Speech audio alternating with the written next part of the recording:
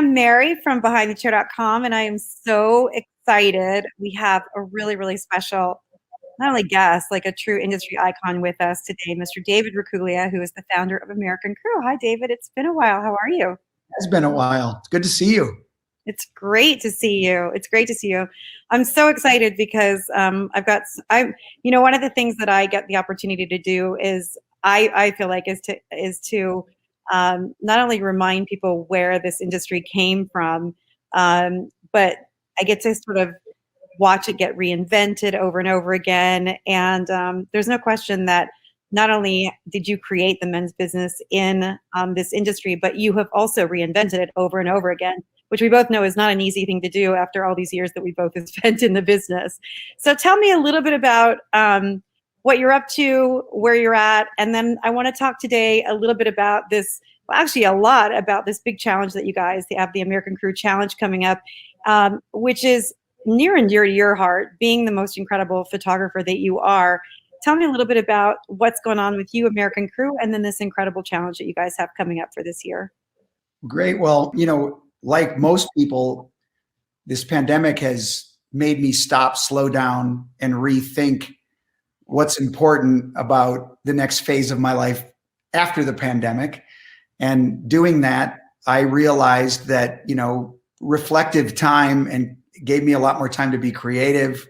I studied the male market a lot more than I had. Instead of just living it every day, I was able to regroup, go back, and start to look at it a little bit differently.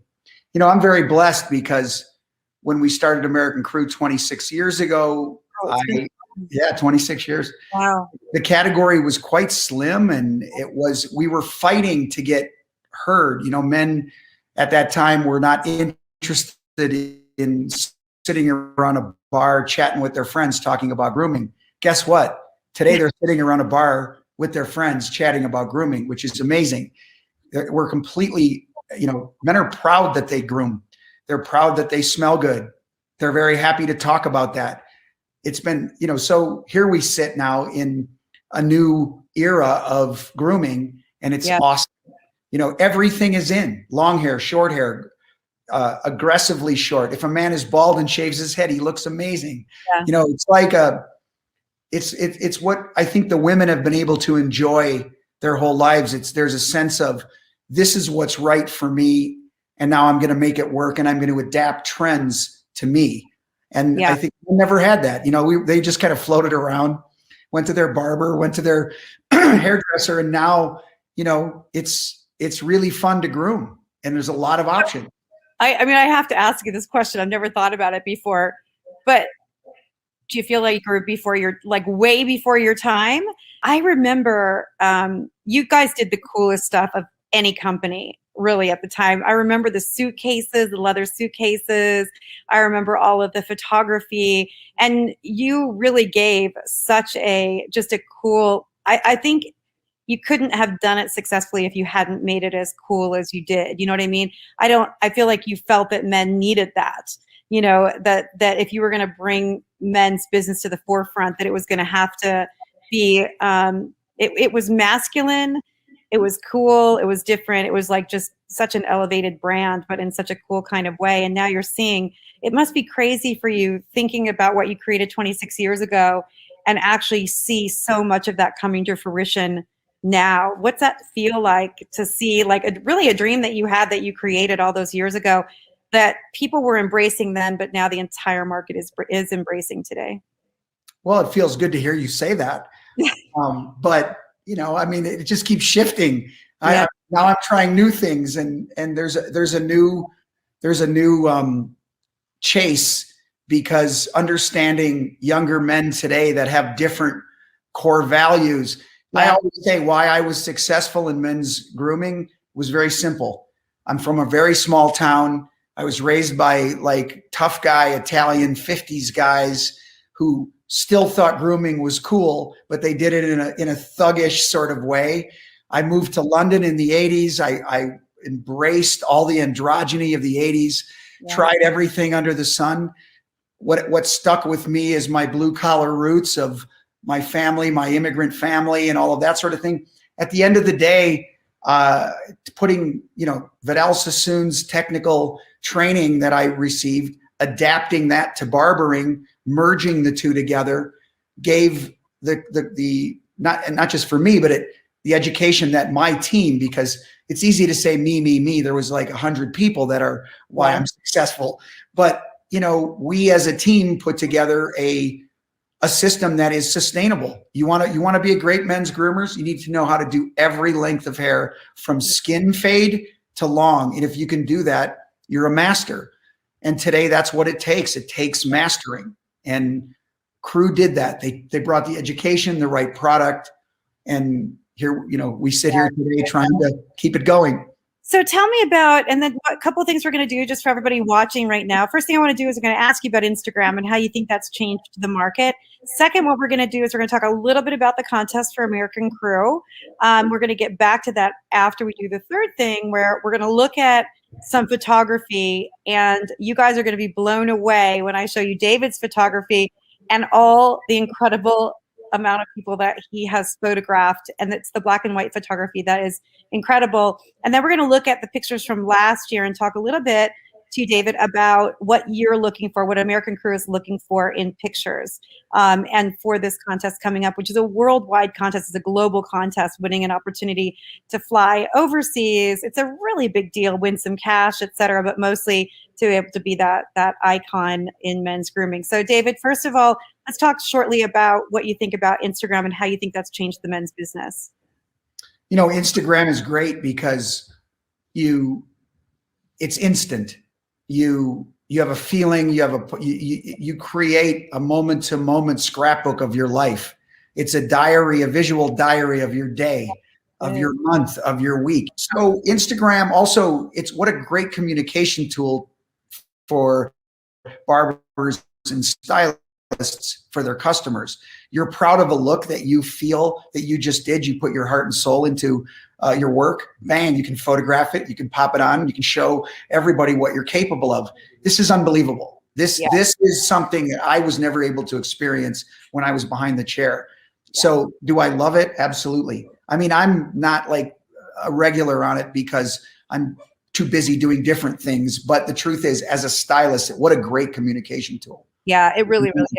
And it has been interesting to see how it's changed, you know, the entire market. And we're going to, I think, start to see that in a lot of different countries around the world. In fact, barbering, interestingly, is probably the largest growth in 3 or 4 countries, definitely the UK. It's grown faster. Barbering has grown faster on Instagram than any other category on Instagram in the UK, which has been kind of interesting. So it's, and as we've seen, it's been growing worldwide really, really quickly. But I want to, this is going to be, tell us a little bit about the contest for American Crew, the All-Star Challenge. Where did it come from, and what are you guys doing with it this year? Well, the All-Star Challenge is wow. I mean, it's become such a huge global event for us. You know, it really started in Australia because my distributor partners there, who I was very good friends with, we just like to get together every year and celebrate my team, myself, and the Australians would want to do some sort of an event. And what we started doing was we created a photo contest where everyone in Australia, I mean, it was big. Australia used to get GQ Australia to sponsor it. They had a huge event and they posted the images, and they had editors of magazines pick which one won. And then they would come to LA. We would all stay at the Chateau Marmont and just completely tear it up. I mean, I couldn't even believe some of over the years we did it. You know, I mean, Ricky Martin was asleep on a couch in our room from these Australians just figured out how to inhabit that hotel and just take over.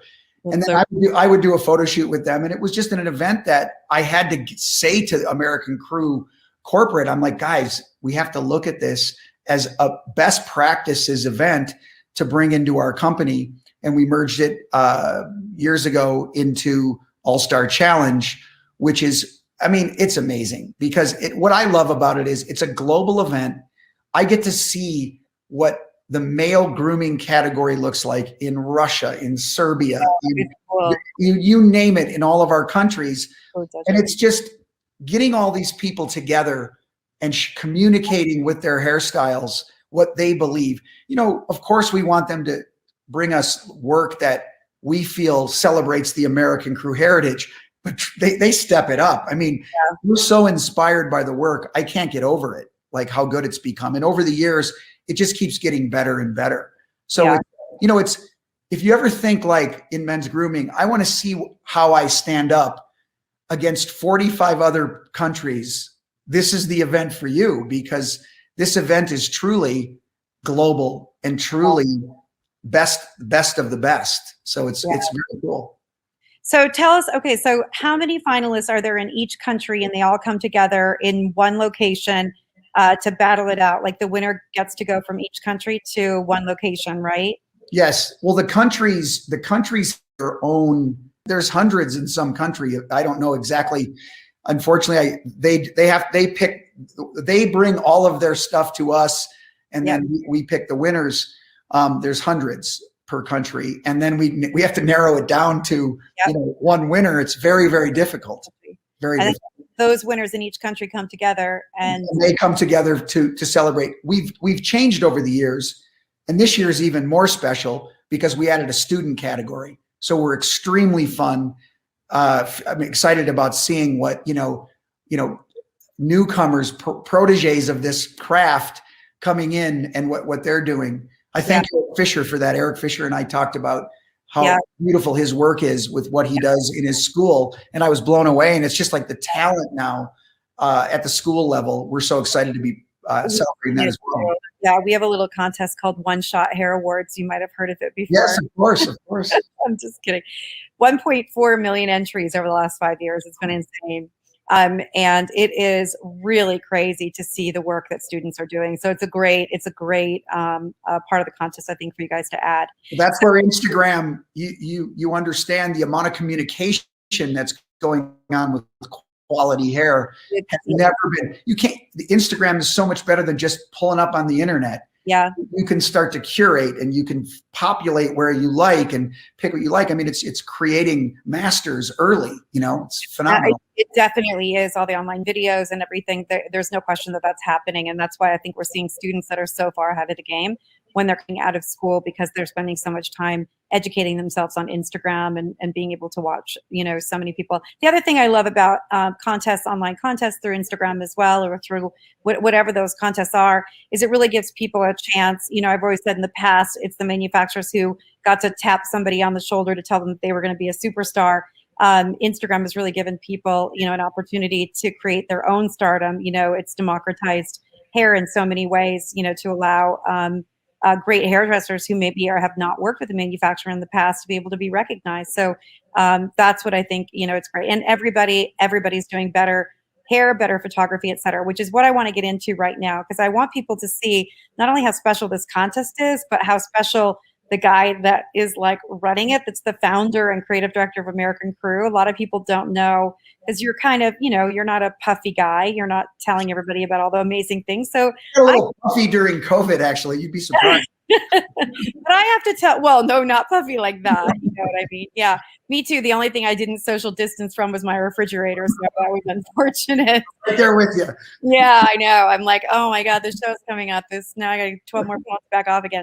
But anyway, I want to take a look at some of the pictures that you've done, because you have been an incredible photographer your whole life, starting off with like literally, I remember when I saw this shot years ago, and we're going to go through just some of the images, because the thing that I want everybody to know right now is you're about to get a master class in photography, and you're going to have your images seen by literally not only one of the top photographers, definitely I think the top photographer in men's, but one of the best, most incredible portrait photographers, I think, in the world. You've done some of the most amazing work.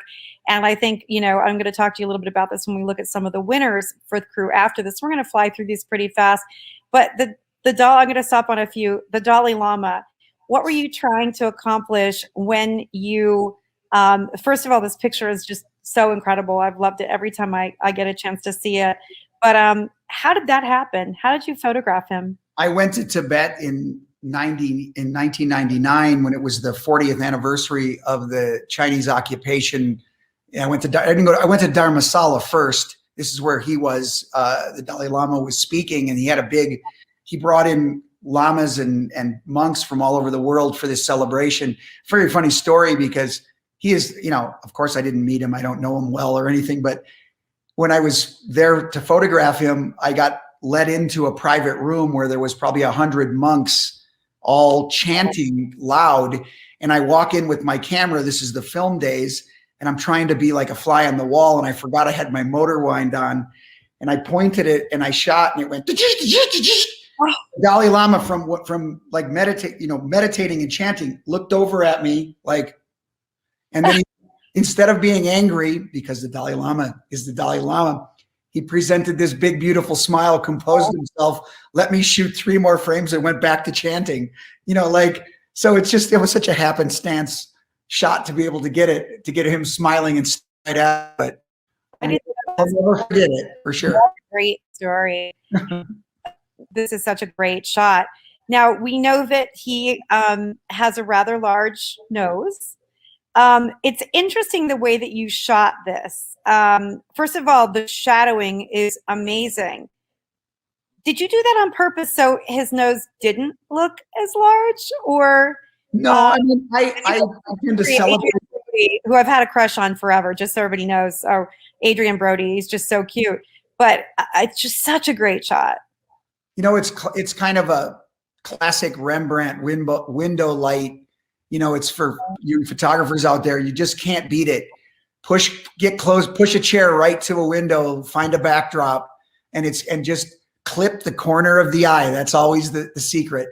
You have to get both eyes. Just clip the corner of the eye with shadow and it'll be there. That's what it looks like. You know, it's just, and you know, when shooting celebrities that I've shot, because I'm not hired to do it, I'm always hustling. I was hustling a lot of these shots, just being where they are. You know, you got to take it. You get 5 or 6 frames and you shoot it, and you just got to get it in the right spot. So, and a lot of luck comes with it as well. Yeah, that's such a great shot. But one of the big things is also choosing the right shot, though, too, isn't it? You know, a lot of photographers, hairdressers, whatever, they might get the right shot, but trying to choose which shot is the right shot is, I think, sometimes a big part of the thing. So tell us about this one. Again, this shot is amazing. I had one of my best days ever was hanging out with him at his home, Al Hirschfeld. He's the illustrator. I urge you to Google him. You'll go down a rabbit hole of incredible stuff. He's the one who did all the New Yorker magazine covers. He was a big theater guy. He used to go to the theater and hand draw and then make these covers. Rumor has it that Walt Disney made Fantasia after his line drawing technique. Wow. But he also sits in a barber chair all day long he has since he started, 40s, 30s, I think might even be sooner. He was pretty old. But he had a barber chair that he would sit with a drafting table. And then it's in the Met Museum now, his whole studio. And he would bring the barber chair back and lean back and take a nap all the time. He said it was his favorite chair ever. He was incredibly cool guy. So cool. All natural light, by the way. Everything really in that was natural light. Yeah, in his studio. This is Heather Graham. She agreed to do a portrait with me, and we shot in the hallway. My room at the Chateau Marmont was 2 doors down. And I always loved the light there because it had that amber glow. And I thought she was such a golden goddess in her own way. And we just, this shot wasn't a grab. She had hair and makeup and wardrobe. And she was funny. She said to me, well, what do you want? I said, I don't know. Let's look like we had a happenstance meeting at 2:00 in the morning in the hallway at the Chateau Marmont. So she said, well, I'd probably be pretty buzzed. She was so cool. So she started, just acting, and this is the shot we picked. And it looks like it, right? Because it looks like she's just gotten done with being out and she's just come back in. The sloppy foot just won me over. She just let her guard down and just said, just dropped into the shot. And that's what made it for me. That's amazing. Benicio, who is, at the time of this, it was like, wow, this is an old shot. He was still very famous. I think he was making, I'm trying to remember the movie, but he was just really not a poser. Like, you shoot him, you talk to him, you get the feedback of the energy you put out. You want to catch him look cool. He lit a cigarette. He smoked a couple puffs. He put it out. He stood in front of the camera, but man, what a presence. He was awesome. Yeah. Sure. And I think the next one is that too. So good. Yeah, he was so intense. Yeah. Very funny guy though. Had a lot of little innuendos that he would say really funny. Steve Buscemi. This was actually shot in a firehouse in New York. He was there doing. He wanted to go there. It was right after 9/11. He had done some sort of a charity event, and so we pulled up there. The garage door was up, and I took a few frames, and that was it. He was great. He was also just loved getting his picture taken. I remember I took a Polaroid. He looked at it. He goes, "Can I have that?" I said, "Absolutely." That's so cool. Buster Rhymes. He was. It was funny because I asked him about that tattoo. I said, "What does that mean?" And he said, "Well, shoot it." And he pulled it up, and I snapped it. And he said, the top line is me and the bottom line is my son, or something like that. So that must be some sort of his son's name or something. But he was great. He was also one who was just always in character, in his sort of strong character. Oh, yeah. And that was a real simple light too, real simple. I love this guy. I urge you Instagrammers to Google Chocolate Genius. He's a really cool guy. He had a really good run in the 90s. He's on the I Am Sam soundtrack, and back then in that movie, and then he's done a lot of cool projects since. But this is a shot we hung out after his concert, and then I went and we waited till sunrise and just grabbed him in a field and shot it. You know, they can't beat that light. That's as good as it's going to get, you know. It is. This shot is just so good. Like, what made you decide where, like, you've got his head right here at the, between the horizon. Yeah. Like, I mean, yeah, you don't, you know, it's funny because it's very rare. I like a photograph where a horizon line goes through the head. I was just, instead of being, but it's so good. I like it when it's the head's above the horizon or below. Had he been standing, I could have, or, you know, if you had the right sky ratio, but you know, you want to split them. You want that head to stand out always in your photos. Yeah, it looks amazing. So let's go through the rest of these pretty quickly. Dita Von Teese, cool. Vince Gallo, who's also a great artist and actor, director. Harry Dean Stanton. These are all very casual shots, you know, just shot in a hotel room. This is Michael Wincott, who is a great actor from LA, just shot in a studio. Love this white chair. Mr. Jack, you know, he's the chairman of the board. He's as good as it gets. Oh my gosh. How'd you get this one? You know, it was unbelievable. I just asked. Really? Just sent Benicio. I think one of the agents of somebody I worked with knew his agent. And I said, "Can I do it? I'll try to give some money to charity. What can I do?" And I had to go to his house and shoot it in the little, like, he had a little studio. He has a little art studio. He's an incredible artist, incredible painter. And so I just shot him in there, and he was definitely man of few words and busy, and wanted me to get it. He wanted me to be happy with it, and he wanted me to be out. And then get out. He's a pro. He did it. He didn't make me feel uncomfortable. He made me feel comfortable, but he wanted to get it done and get it over with. You know? Oh, that's amazing. Great shots, though. It's cool. Jason Schwartzman, a guy I've shot many times, and I loved shooting him. He's just the most animated. He always brings it all to the dance. Just follow him with a camera. You're going to get beautiful shots. James Brown, you know, he was a tough one to shoot, but a lot of fun. That was shot outside in front of a white wall. It looks like a studio, but it's not. It sure does. Wow. Ugh. Jared Leto, back in the day, that was in Hollywood in a hotel.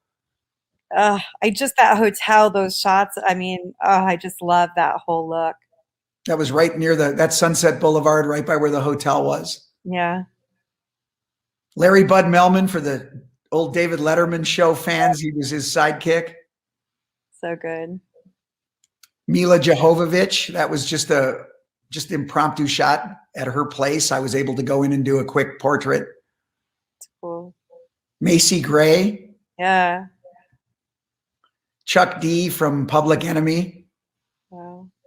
Wow. Master. I sitting there just listening to him play the piano and taking pictures. This is, wow, that was a good one. These are all the same from the same day. Wow. Get that. So good. Rob Lowe, that was fun. That was for his book cover. Questlove. Such a great shot. Yeah, he knows how to pose too. Jerry Stiller. I have so many great shots of him, and that was just an impromptu, look at that floor. Chateau Marmont, that's in the hallway. All the texture too. Wow, it's just so cool. The Strokes back in the day in the 90s. That was early 2000s. And that's Jason again. Love this color. Now, I want to ask you a question. What would have really thrown that shot off? Like I love just the way that his white shirt, is just, it feels, the balance of all of this is great. Like, what would have gone wrong on that shot? That red is incredible. What could have gone wrong in a shot like that? Too much light. Like, it's hard because you want the appearance, and this was not natural light, but you want the appearance that light comes from a window or a soft source. Hitting them with a hard, heavy light would have made the background. You can still see that vignette of the lights in the background where they spill, where they're, it's lights coming from below. So too much light would have made that like an obvious, like strobed shot, and it wouldn't have had the natural feel. Or too dark. Too dark, you wouldn't have seen the color. The color would have gone not as, it's such a beneficial color to this shot. The other thing that I really like would have made the shirt. Shirt's a good barometer, as you were talking about the shirt. You got to keep that white, and there's color in that white. It's not just gone. Yeah. Yeah. And the other thing that I really like about the shot, and I always tell people, like, use your finger and just put it over a spot to see how it would have changed it. But if you guys all put your finger over the lamp that's on the right side of the shot, if that wasn't there, look how much that little lamp adds to this, like that little lamp on the right side, it adds so much to the shot. Like, without it, it feels too perfect, almost too centered, too balanced. That little bit of that white, I feel like almost I don't know, it just adds a lot of value to it. And I think it's always interesting when you look at shadowing and things like that. I think it makes such a big difference. I just don't think that sometimes people pay. It's like cropping. Cropping is everything to me, Definitely. Once you have the shot, the cropping is just so incredibly important. It's such a cool shot. That's Gary Oldman. This was also shot, just this was at the Chateau Marmont, right by a window. That's another nice one of a good example of natural light, just a window light. That's all it is. Cool. Val Kilmer, that was for a Denver magazine. That was at his ranch in New Mexico. And he loved his horse. He couldn't wait to bring his horse out and get his picture taken with him. Tom Waits, he's one of my favorite days was shooting him. He's just a cool guy, and it was a lot of fun. I asked him, he asked me what I wanted him to do. I said, and it was storming. It was starting to rain. And I said, become Reverend Waits and pray to the gods that we don't get wet. And so he started this whole rant, put his hand up and started talking to the sky. And that was a shot. Yoko Ono, this was during the Beastie Boys. I did a project with the Beastie Boys at 9/11, and she did the opening. It was for a little book, and she did the foreword to the book. And this was just a nice shot. She was great. She was very, very comfortable in front of the camera. She just, thank you, quiet and in and out, but she was awesome to shoot. She was in the movie Yes Man. So let's go over to Zooey Deschanel. I'm sorry, Zooey Deschanel. Okay. So I wanted everybody to see the work that you've done, because I just think it's so, not only is it relevant, I just always think that it's so inspiring to be able to see it, because I think one of the things that's hard is like my eye was trained by Angelo Seminara, by Anthony Mascolo. I was really fortunate to be trained. I mean, I worked with you, in the beginning. Actually, you shot our first magazine cover for Behind the Chair, which is so cool. But I think so many people don't know really how to judge pictures. And I wanted people to see, like, this is like what you did. Like, this is something that not only that you love, but you're an expert at.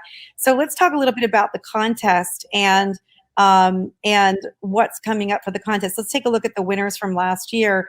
And I want to just use them as a reference to what you're seeing in men's hair and what your expectations are. So this year, when the contestants, the participants become part of the All-Star Challenge, how many pictures do they have when they enter?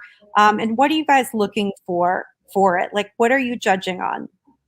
Well, technical excellence is the most important thing. So we're going to, obviously in a one-dimensional picture, you can't see technical excellence as you can when you're checking through a haircut, but we want to make sure that you can see the master of the craft, whether it's style or cut.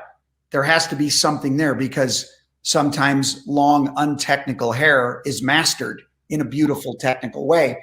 So that's very important. Also, we want the shape, the light.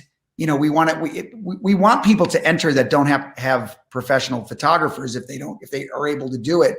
And a very simple lighting setup can give you an opportunity to still shine, if you use a window light or something. But it is technical excellence of style, shape, proportion, all of those things, relevance. We're not always, we look at a lot of things, classic, trend. It's not like who's the most trendy. It's who's mastered whatever they're trying to do, where we can't look at that photo and just say, we get it, we see it. Okay, let's go ahead and look through these. Now, some of these are coming in from all over the world, and these were these were all the winners from the different countries. That's a great shot. I love that one so much too. Yeah, it's amazing because you see all these different styles, and you can't just force one. This is very individual, and it really is beautiful. David, that's pretty much what my hair looks like right now. Put it all down. I cut it all off last night. So tell us about some of these shots. Now this fade, tell us about Instagram and fades and what that's always, we're always talking about Photoshop when it comes to fades. And it's one of the things that I know, like this, I love this shot. I love everything about the shot. So I'm not talking about this shot. I'm just thinking about fades and Photoshop. Is that something that you guys take pretty seriously, or are you guys focusing more on the shape of the cut and the overall look and the photography, et cetera? Will you guys sort of overlook it in cleaning up some of the areas?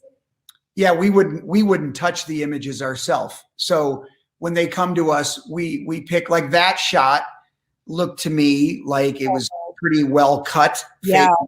Because if you go back to the last one, you can tell the light is coming from the back. It's stronger at the back than it is on the side. And so it would have shown a lot of choppiness had that light. So that's a very well executed haircut. There's no doubt about it. Yeah, it's really well executed. I was thinking about one shot about how many people are photoshopping their work. But I want to go back to that shot for just a second, because that last one, one more back. I love the composition of that shot. I love the light on the back. And then the way that the face is shadowed with that little triangle underneath of his eye. It's just, this shot is so, and it could have been really easy to make this shot look like old fashioned and not so modern. If they had just, if they had made it too perfect, it would have created a really sort of old fashioned, overly processed kind of look. And I just love it. I just think it's just so incredibly well done. Talk about the model too, David. Talk about the models, because models obviously make a really big difference in this as well. Yeah, it's, this model has that very young, perfect, with me, I'm kind of rough and tumble. I like looking at rougher skin on guys and that sort of thing. But here's a great example of just, perfect skin. He's a very young looking man with a very classic haircut that would age him, which I think is a very cool thing. You look at little boys back in the 50s that had their hair greased and combed wet to the side. They looked much older today with a little bowl cut, or today actually they're getting it greased back and cut to the side. But it's amazing. That's that kid could be 12 years old, He's probably not. He's probably in his 20s. But when you look at these sort of classic styles, they really bring an elegance to a photo. It isn't the 60s and 70s or the 70s and 80s where youth was. This was it's a very, very groomed shot. However, it also brings an 80s kind of Depeche Mode. There's a certain Comme des Garçons 80s kind of thing going. So this thing says a lot. This photo does. The shirt brings a whole 80s sort of vibe and everything to it. I totally agree. Let's take a look at a few more of the other ones. So like this one, for example, again, and I think that's what's important to share with everybody is you're not looking for a specific style. You're looking for the style, I think, that fits the client, that fits the look overall. So talk about these, some of these looks as well.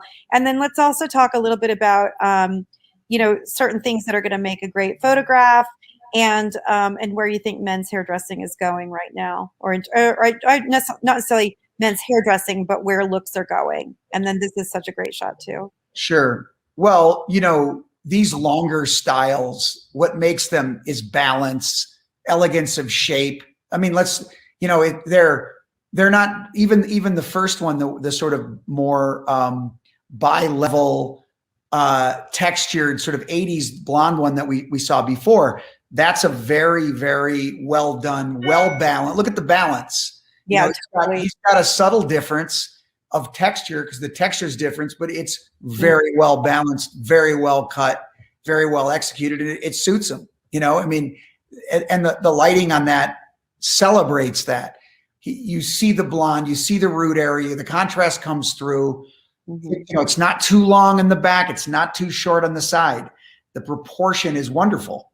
It was a great haircut. Yeah, looks great. Looks great on him too. And I love the next one. I love this guy that could be slicked back into a perfect, very well groomed haircut. But how great to have this option also as just let it go loose. Oh, I love this. It's terrific.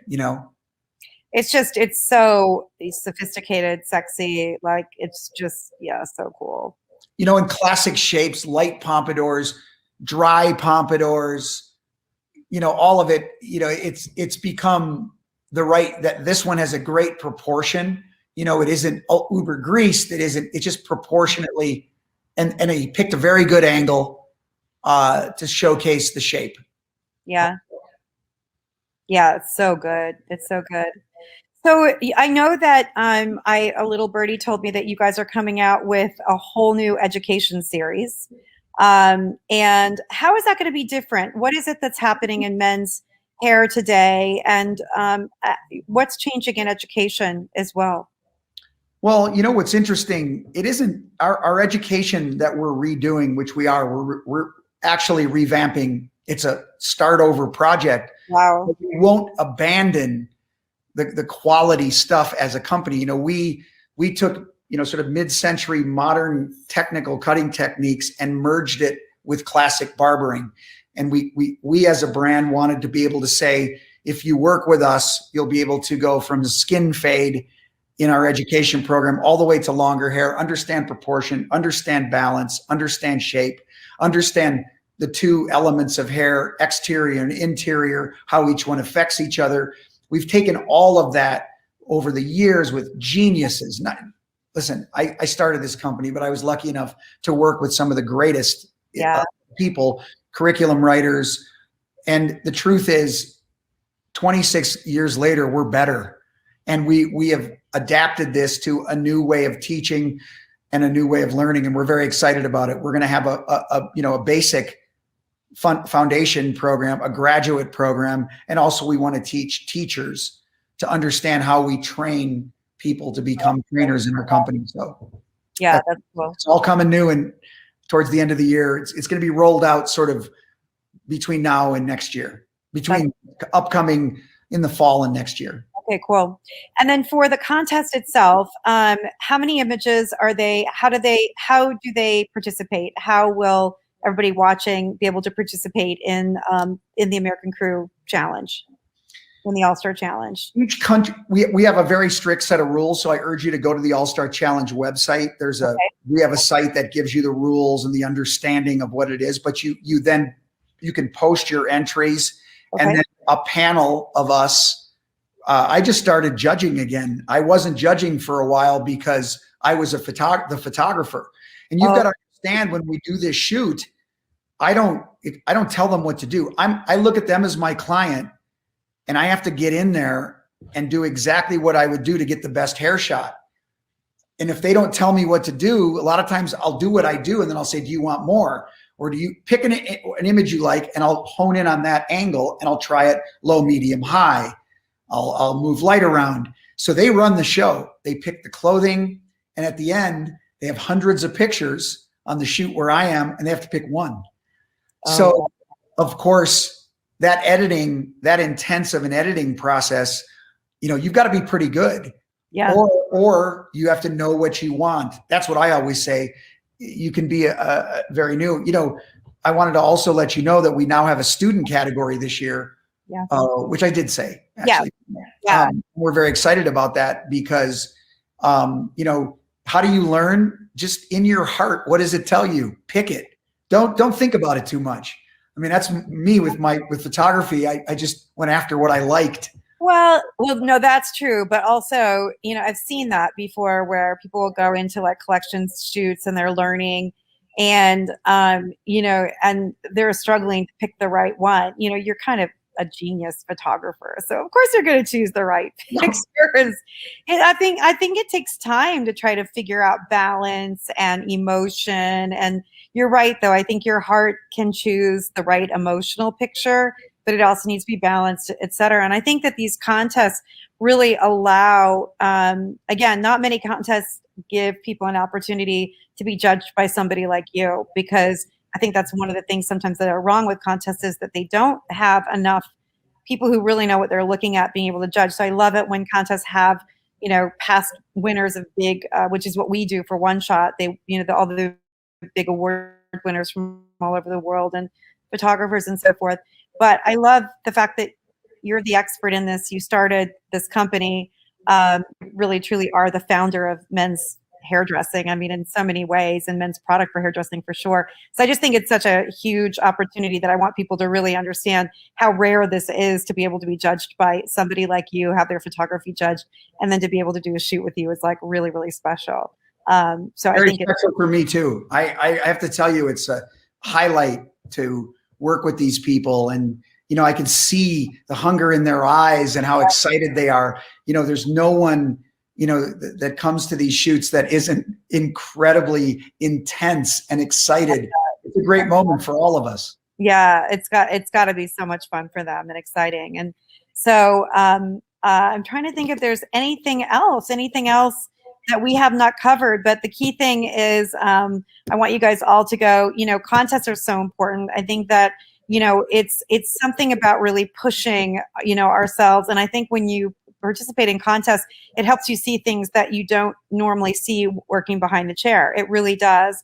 And you get to, you're studying things like lighting, like what your background's going to be. Technically, it's kind of interesting because you'll probably agree with me. Yes, technical is so incredibly important, but everything else matters. That model matters, that wardrobe matters, the lighting matters, it all matters. So I would just say, as we finish up, give me 3 things that everybody should be really focused on, 3 tips that they should really be focused on when they're going into this contest, when they're going into these shoots. Find the asset in that haircut. What are you trying to show? Is it the fade? Make sure that the light on the fade is celebrating the fade. Let the rest of it fall off. People have good imaginations. If the technical part is brilliantly done, the rest of it's probably done quite well. Also understand angle. People tend to shoot low and shoot down at hair all the time. That's not always good. Let the crown go. The shape builds. It gets bigger if you get lower. High is such a great angle too. And if you get too low, you lose it. Then you have a strange shape. There's the right magic. And that's why you have to work and then look at what you're doing. But know when you go in, what is the asset of this shape? Is it symmetry? Is it height? Is it volume? Is it complete discombobulated mess? Because that's a beautiful thing if it's done with style and presented well. So if you know the asset, you light that asset first and let everything else sort of fall in line. I love that. That is such great advice. So great. What about cropping? Do you like cropping? Yeah, I mean, I tend to do cropping a lot for ads. You know, when you're in media, the media will just crop it. You know, you send something into a designer and they'll crop to whatever they want. Of course, you've got to be careful with the image size. That's when good cameras come into play. That's why an iPhone is so amazing. Crop it right with the right light. It looks fantastic. But when you shoot, you have to shoot big res cameras if people are going to crop 20% of the picture and use it in an ad. So, but cropping is very important. Balance of cropping. You know, there's a lot of places to study online about the 1/3, 2/3 completion of a photo. You know, there's a vertical and there's a horizontal. Each one has a rule. You can draw angles through them. The eye can only go in so many directions. Mm-hmm. Look at those design tutorials because they are everything. You know, that's what makes the eye comfortable. And, you know, it's the golden mean. It's all of these things that are easy. They're not easy to study, but you can study them. So, you know, and apply it to your picture. If it doesn't work, you know, there's a lot of photographers that just get out and shoot because that's what they want to do. And it's all art. Me, I'm a little more studied. I tend to like breaking the photos up and knowing that what I'm doing, if it's eyes I want, I'm going to get in tight. If it's environment and a person in an environment, you just have to keep moving around. So study it. We could spend an hour just on that. We could spend a whole day, I'm sure, on that. But I think that would be fun to study pictures with you sometime and have you create those kinds of quadrants. But no, I'm really excited. This has been really fun to talk with you. And everybody that's out there that's going to be part of this competition, it is so cool. And this is Mr. David Raccuglia, the founder of American Crew and the creative director. And if you win, this guy's going to be taking your picture. So thanks, David, for being here. And in Barcelona, by the way. What? In Barcelona. Yeah. And there's a whole, you know, that doesn't a $5,000 prize. Yeah. And we all get to go to Barcelona, my favorite city. I spent a lot of time there, working there, and it is an amazing, inspiring place for me. So I will bring my A game. So creative and so creative. And so anyway, yes. So you guys, everybody log on. You can learn about it. And then David, again, thanks so much for being with us. Nice to see you. We'll do this again. Sounds good. Okay, thanks. All right. Thank you.